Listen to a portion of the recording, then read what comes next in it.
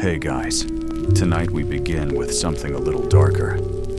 A time of bows, blades, and quiet obedience. We're diving into what life was really like in feudal Japan. Not the world of heroic samurai and noble lords, but the cold huts, empty stomachs, and silent struggles of those born to serve.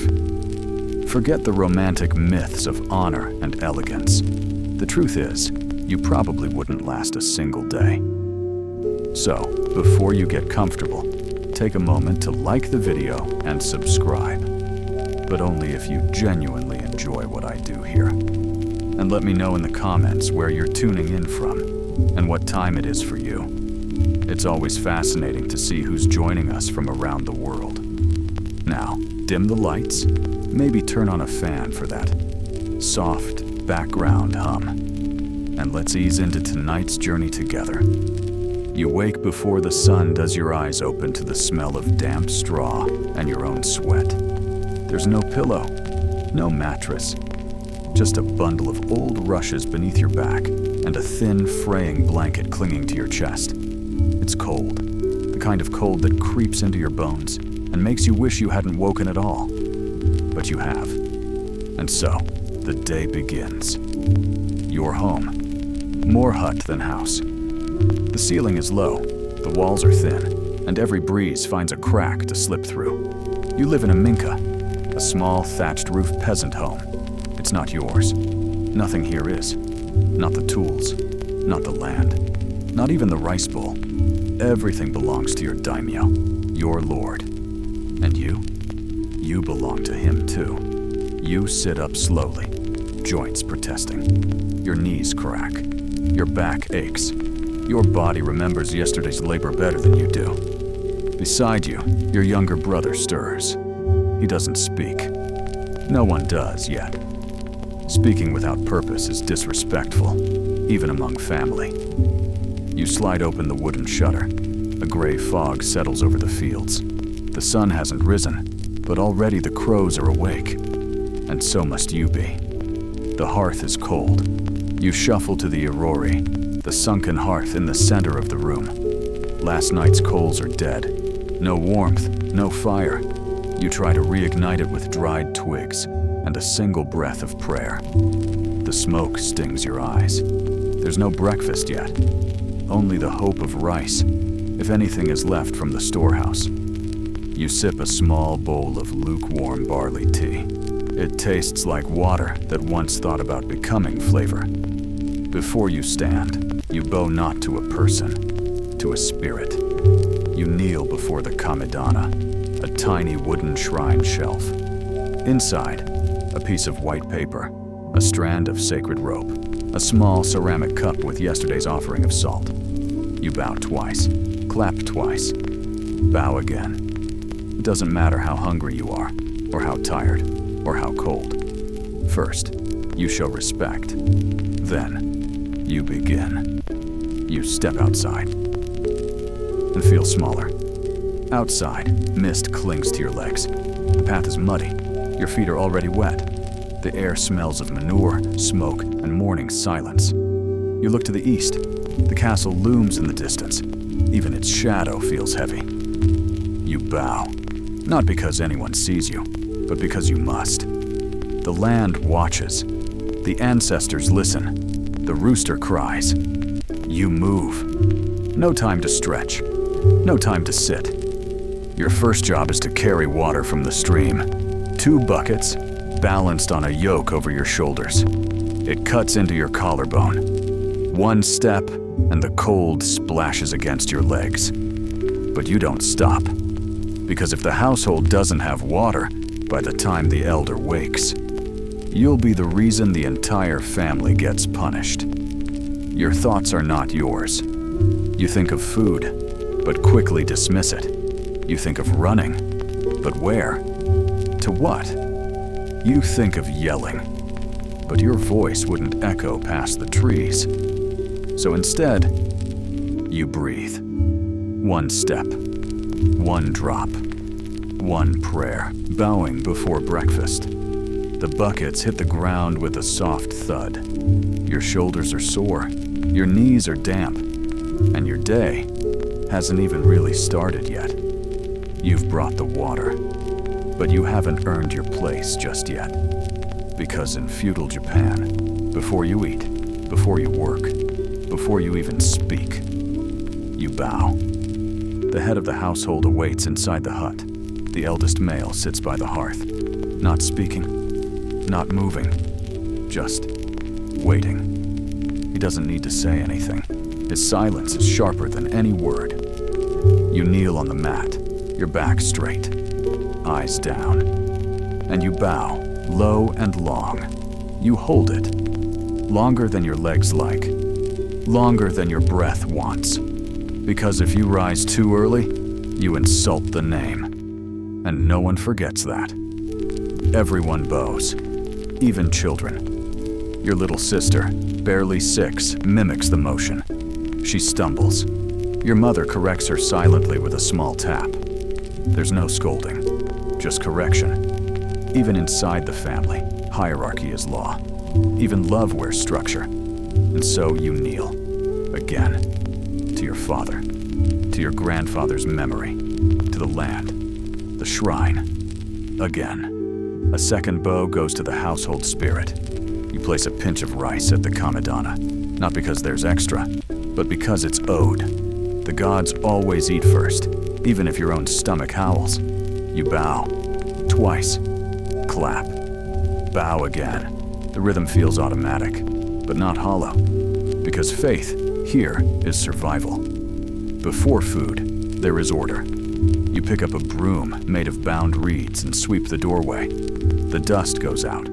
The silence stays in. Then you help clean the hearth. Then fold sleeping mats. Then organize the wooden bowls. These are not chores. They are rituals. Acts of service that preserve balance, if not in the world, at least in the home. The seating order is fixed. There's a spot for each person, unspoken, unchangeable. You sit furthest from the hearth, the youngest daughter even further. The head of the house sits closest to the flame, not just for warmth, but for honor. You don't speak unless spoken to. You don't reach for food until told. You bow before you're offered, and again after you've eaten. The meal, sparse but sacred. Today there's rice, a little, enough, a slice of pickled radish, 2 sips of miso broth, and a single shriveled plum. You don't complain. You say, "Itadakimasu," a phrase that means, "I humbly receive," but really means, "I know this could have been nothing." You chew slowly, not for savoring, for respect. No one looks up. The room is quiet. The fire crackles. Chopsticks click against bowls. But no one makes eye contact. That would be bold. Too bold. You eat low, eyes soft, shoulders rounded, like a stone shaped by wind. It's not shame, it's structure.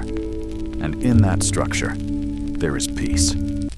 Your thoughts drift, then snap back. You wonder if today will be hard. Yes. You wonder if the samurai will pass through the village again. Maybe. You wonder if you'll ever leave this valley. Number. And then you catch yourself. Too much wondering is dangerous. So you bring your mind back to your bowl, your breath, your place. You bow again, meal over. You bow again, hands on your knees, nose nearly to the floor. Gochi susama deshita. Thank you for the meal. But really, thank you for survival. Because in feudal Japan, to eat, to bow, to breathe quietly, that is how you live. Not boldly, not loudly, but with quiet, deliberate grace. And so the day truly begins. Your first task, carry water from the river dizlerin hala karıncalanıyor. Omuzların sabahın erken saatinde bile ağrıyor. Ve güneş henüz bambu ormanının üstünden doğmadı. Ama sen 2 boş kovayla tekrar dışarıdasın. Çünkü senin sabahın başkasının susuzluğuyla başlıyor. The river is far and getting further. You follow a narrow dirt path leading out of the village. It curves between rice paddies, past a moss-covered torii gate, and through a grove of cedar trees. The sound of the river is faint, but the memory of the last trip still lives in your shoulders. You shift the wooden yoke on your neck. The buckets bounce softly against your thighs. They're empty now, but not for long. The air smells like rain and rot. You pass a dead frog in the mud, a pair of sandals discarded under a tree. Someone's laughter floats by, probably a child on a roof, sweeping leaves before his mother wakes. But you don't laugh, you don't smile. This isn't a stroll, this is service. And in feudal Japan, even a walk to the river can carry the weight of your place in the world. The water is cold, your feet are numb. The river cuts through the land like a scar. Wide, shallow, rocky. You step in barefoot, cold water swallowing your ankles, silt squishing between your toes. You kneel. The wooden bucket dips into the current. It fills slowly. You watch your own reflection, flickering, unfocused. And for a moment you imagine what it would be like to just keep walking, to follow the water. But you don't, because the water isn't yours. It's for the elder, the house, the rice, the gods, not you. Now it's heavy, and now you're truly awake. 2 buckets, one on each side, each sloshing and swinging with every step. The yoke creaks, your shoulders sink, your breath shortens. The road home feels longer than before, somehow steeper, as if the very land resents your need. Your knees begin to tremble. The strap rubs against your collarbone, raw skin beneath cotton. And still, you keep walking, because stopping is not allowed, not unless someone tells you to. You pass another worker. Neither of you speak. She's older, carries a basket of wet laundry on her back. You bow, slightly. She bows back, slightly. Your eyes don't meet, because in this world, eye contact is a privilege, not a right. You think about coin, but only for a second. You've never held one. Silver? Too rare.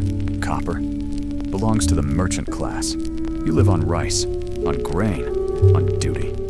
Even the idea of money feels foreign, like a thing used in temples or tales, not on muddy paths like this. Small sounds fill the space. A wind chime in the distance. A crow calling from a thatched roof. A bamboo stalk creaking in the wind. There is no music here. No background noise. No songs. Only breath. And buckets. And burden. You return. And no one praises you. You set the buckets down gently by the storage pots. The water is for rice, for tea, for soaking cloth. Not a drop of it is for you.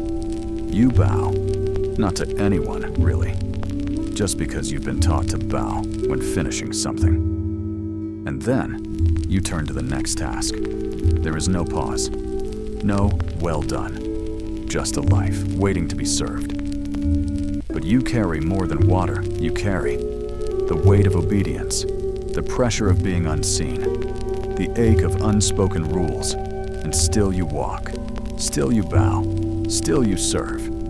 Because in feudal Japan, a single drop spilled can become a reason for shame. So you walk steady, back straight, eyes low, and the buckets never slip.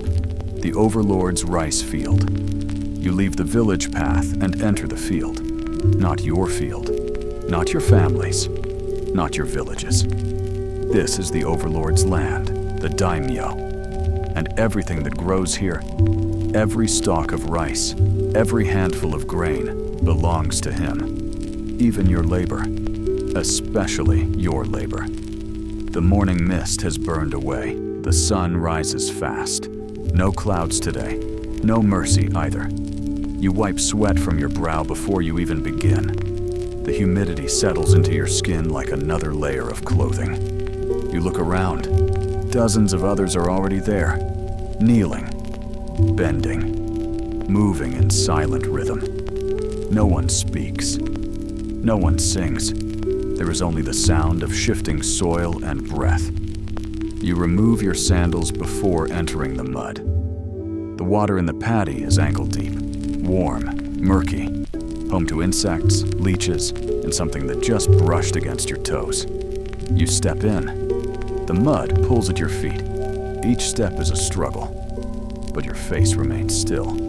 You don't show disgust. You don't show pain. You just bow your head slightly and begin. Your job, plant in the rice, one sprig at a time, each carefully placed in rows, perfectly straight. A crooked row reflects badly, not just on you, but on your entire family. And in feudal Japan, shame is contagious. You work slowly, steadily, sweat dripping from your nose, back bent, knees in water, eyes fixed on the task. Time passes and blinks, the same motion over and over. Kneel, place, step, repeat. You hear the cry of a hawk. Everyone freezes just for a moment, not because of the bird, but because a samurai might be near. The hawk is their symbol, predator, pride, power. Your eyes flick toward the tree line, no sign of armor. Yet, you continue working. Slower now, more precise, because the eyes of your lord may not see you, but his men do. Sometimes you forget you have legs. Kneeling this long, you lose feeling in your toes. Your thighs tremble, your spine burns. You shift weight carefully. If you fall into the mud, someone will notice. Someone always notices. So you keep moving. Slow, rhythmic, obedient. No break, no meal, just salt on your tongue. You're allowed to suck on a salted plum, that's it, to prevent fainting, to stay alert. It helps, barely. You glance up. The sun is directly overhead, half the day gone, half to go. You exhale through your nose and bow again, not to anyone, just to the soil. Because here, even the earth deserves your respect. Thoughts wander, but only briefly. You think about whether the rain will come if your sister remembered to patch your tunic, the cut on your foot that keeps reopening, but you don't think too long. Because long thoughts can look like laziness, and laziness is dangerous. So you refocus on the feel of the mud, the sound of frogs, the warmth of your breath inside your own skull. Someone slips and silence breaks. A worker near you stumbles. He gasps, his basket tips, stalks spill into the water. For a split second, everyone hesitates. Then, a sharp voice from the field's edge, a supervisor. No armor, no sword, just authority. He yells. The man bows, twice, mouth to water. No one helps him, not because they don't care, but because they're not allowed. At the end, you wash your hands, but not your suffering. Work ends when the sun dips behind the hills, not before. You rinse your arms at the same river you drew water from this morning. The water stings small cuts on your knuckles. You feel exhausted, empty, flattened. But your back stays straight. You walk home the same way you came. Quietly, carefully, without pride, but with discipline. Because in feudal Japan, your body is a tool. And tools are kept clean, sharpened, and silent. Samurai presence. Eyes on you. You're home from the field. Your legs are trembling. Your hands stained with soil. Knees still wet. And spine stiff like dry bamboo. You think for a moment that perhaps, just perhaps, you'll have a brief chance to rest. To drink tea. To remove your sandals. To stretch in silence. But then, you hear it. A shout. A hush. And then, the unmistakable sound of boots on dry earth. A samurai has entered the village. The village holds its breath. No drum sounds. No horn. No trumpet. Just the quiet rearrangement of bodies. People stepping aside. Children suddenly going still. Dogs vanishing into alleyways. Even the wind seems to change direction. You don't ask why he's here. No one does. Samurai don't announce their reasons. They just exist, like mountains or thunder. You drop everything and bow. It doesn't matter that you're holding water, or sweeping straw, or feeding your grandmother. When a samurai appears, you stop. You kneel, forehead low, eyes to the dirt. You become smaller than yourself. Because standing tall near a samurai is like walking barefoot through fire. Someone might survive it, but it won't be you. He doesn't speak. He doesn't have to. He walks slowly with a wide stance, one hand resting casually on the katana at his hip. His armor isn't ornate. It doesn't need to be. Lacquered leather plates, shoulder guards, a face half covered with a cloth. His gaze cuts through the village like a blade, without even drawing one. You don't lift your head, but you feel it. His presence pressing down on your neck like a falling sky.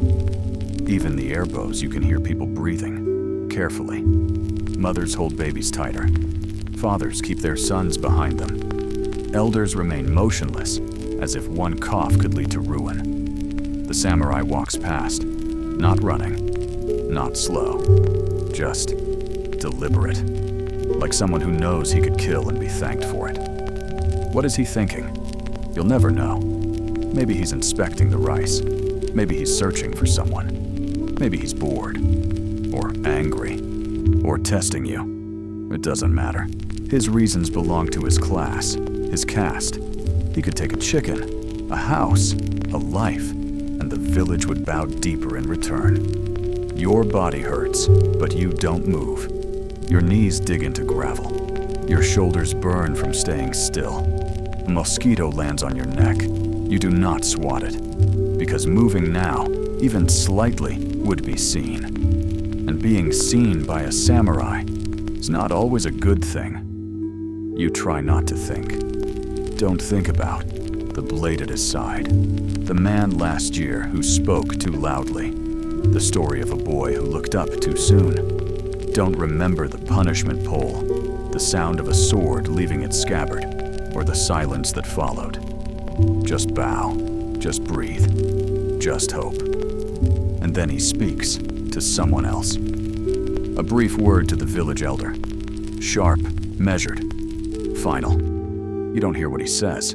You don't want to hear. Because knowing might mean involvement. And in feudal Japan, involvement is a risk. When he leaves, you don't move. Immediately he disappears behind a wall. The sound of his footsteps fades. But you wait. Because sometimes they come back to see who moved too soon. And sometimes they say nothing, but remember everything. So you wait.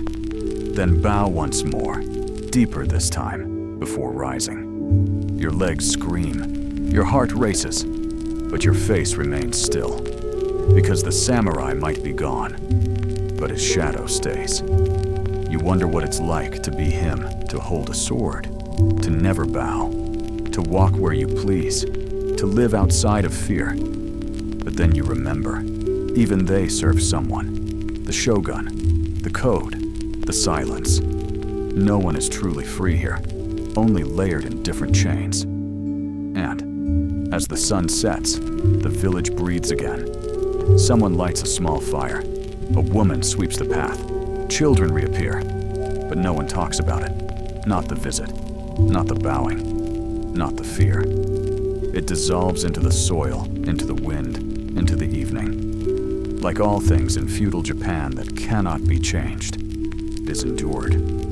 Not resisted. Not rewritten. Just survived. You eat. If there's anything left. The sun is low now, casting long, golden shadows through the bamboo. You've returned home. Your hands are stained. Your tunic is stiff with salt from sweat, and your legs tremble beneath you. You don't ask, what's for dinner? Because here, in feudal Japan, dinner is not a promise. It's a quiet hope. First, you build the fire. The hearth in the center of the room is still dark. The coals from this morning have died. You gather kindling, twigs from behind the house, dry grass, bark from an old fence post. You arrange it carefully, not too loose, not too tight. Then you light it, slowly, with breath and prayer. Because a fire, like food, requires both patience and respect. You sit and wait.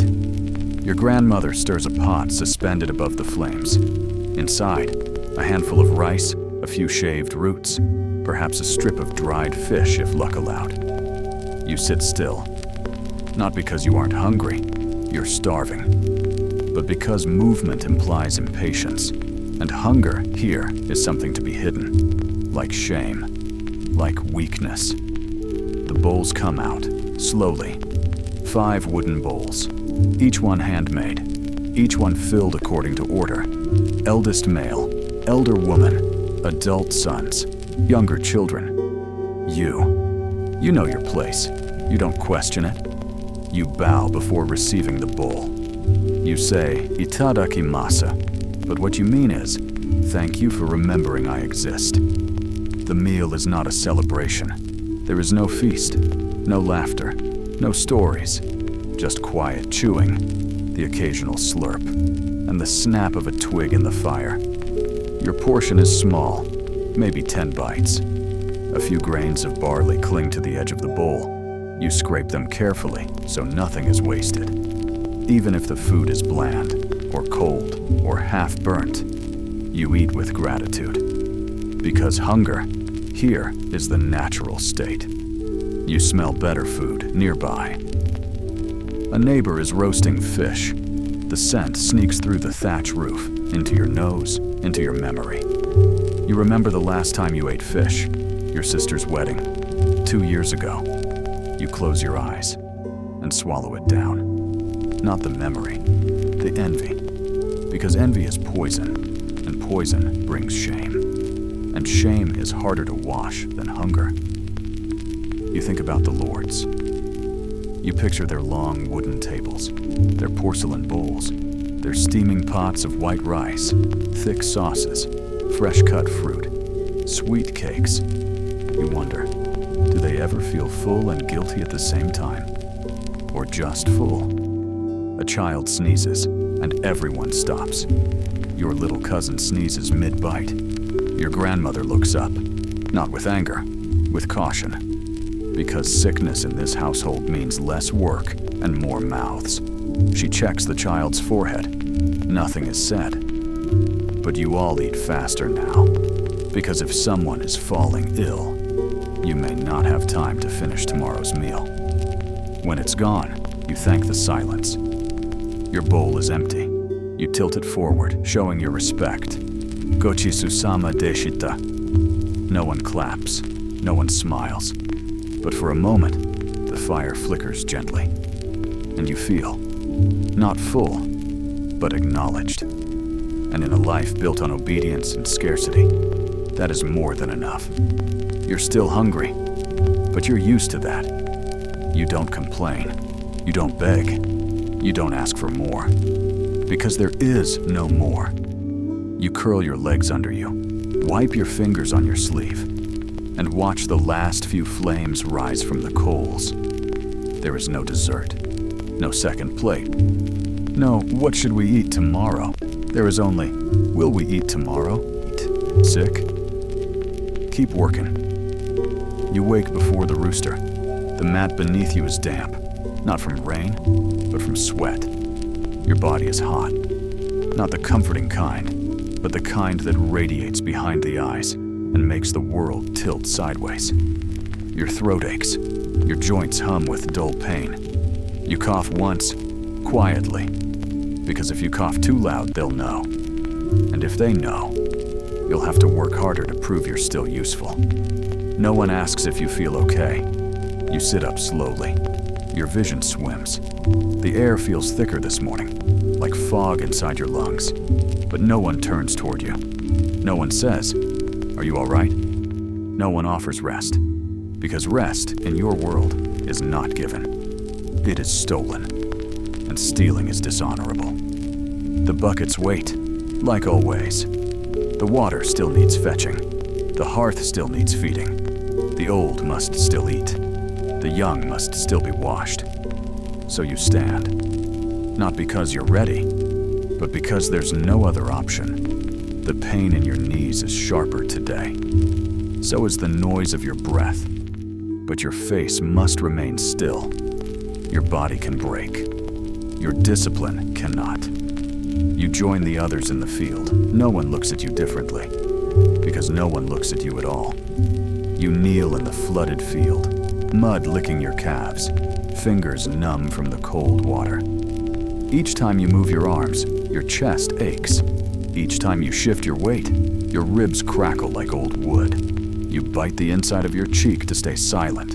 You cannot be seen as weak, because weakness is contagious, and no one wants to catch your failure. There are no healers for people like you. You've heard stories of monks, of temples with herbalists and chants, but not here, not in your class, not in your valley. The only remedies you know are hot tea, prayer, endurance, and maybe, if you're lucky, a bit of root paste from an elder's pouch, shared in secret. But asking for it would suggest you are struggling, and struggling is shameful. Your movements are slower. You fall behind, just a little, enough for the supervisor to notice. He says nothing, but you feel his eyes press against your spine, and now the fear burns hotter than the fever. You start moving faster. You plant too shallow.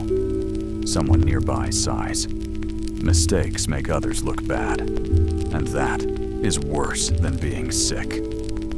At midday, you collapse. Just for a moment, you sit beneath a tree, back arched, eyes unfocused.